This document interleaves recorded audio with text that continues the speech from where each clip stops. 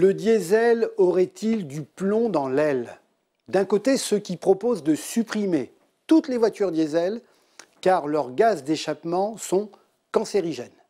De l'autre, des pouvoirs publics, prisonniers de choix économiques réalisés il y a 35 ans et pour qui supprimer l'usage du diesel aurait pour conséquence de mettre au chômage des dizaines de milliers de personnes dans l'industrie automobile.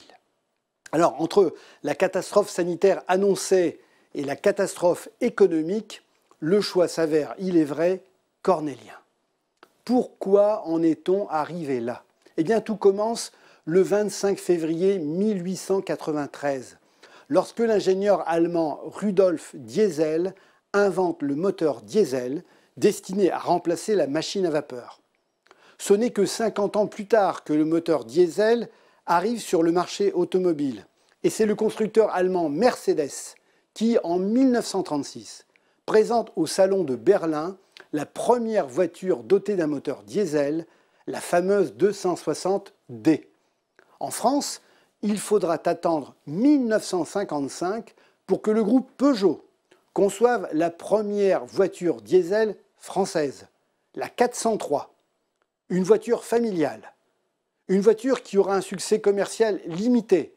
Le moteur est jugé trop bruyant, trop odorant, sans compter la contrainte de l'obligation du préchauffage avant le démarrage. Fastidieux. Pour autant, Peugeot ne va pas renoncer et se place comme la seule marque française proposant des moteurs diesel, position qu'elle partage alors avec Mercedes en Europe. Une persévérance qui va finir par payer. En effet, la hausse brutale du prix du pétrole en 1973 puis en 1979 va tout changer. La France doit brutalement faire des économies d'énergie et le diesel s'avère plus économique que l'essence. Par ailleurs, au début des années 1980, il faut aider l'industrie automobile française frappée de plein fouet par l'arrivée de la concurrence japonaise.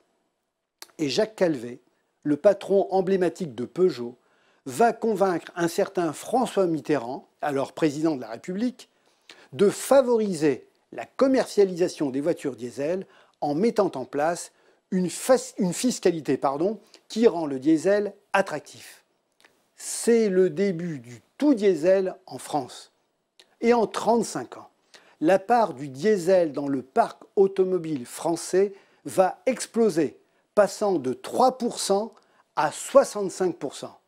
Et aujourd'hui, la France compte 20 millions de voitures roulantes au diesel, ce qui fait d'elle le leader européen dans ce domaine.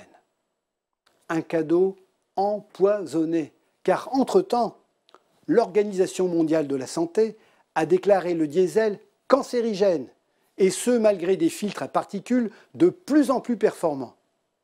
Un malheur n'arrivant jamais seul, la fiscalité sur le diesel est aujourd'hui moins attractive, l'État ayant dû relever le prix du gasoil à la pompe pour éponger la dette publique. Alors, le glas du diesel a-t-il sonné? L'industrie automobile française va-t-elle trouver une parade technique pour enrayer la pollution? Eh bien, aujourd'hui, chacun retient son souffle.